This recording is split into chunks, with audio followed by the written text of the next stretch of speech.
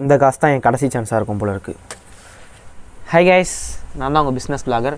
ஏன்டா வீடியோவே போடுறதில்லன்னு சொல்லிட்டு நிறைய பேர் டிஎம்மில் கேட்குறீங்க. ஸோ இது இப்படி மார்க்கெட்டில் பார்க்குறவங்களாம் ப்ரோ நல்லா தான் வீடியோ போடுறீங்க, என் ப்ரோ போடுறதில்லன்னு சொல்லிட்டு நிறைய பேர் கேட்குறீங்க. ஸோ ரொம்ப பிடிச்சிருக்கு நீங்கள் இப்படி கேட்குறது.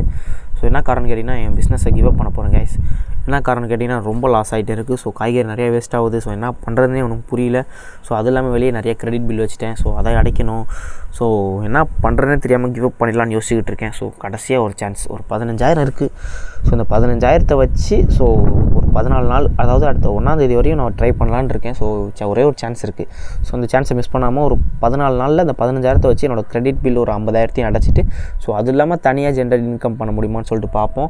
ஸோ நல்லா ஒன்று தெரிஞ்சுக்கோங்க, நான் அந்த வீடியோ ரீச் ஆகல, பப்ளிசிட்டி பண்ணணும், ஸோ இப்படி சொல்கிற சிம்பத்தி கிரியேட் பண்ணுறதுக்காக அந்த வீடியோவே கிடையாது.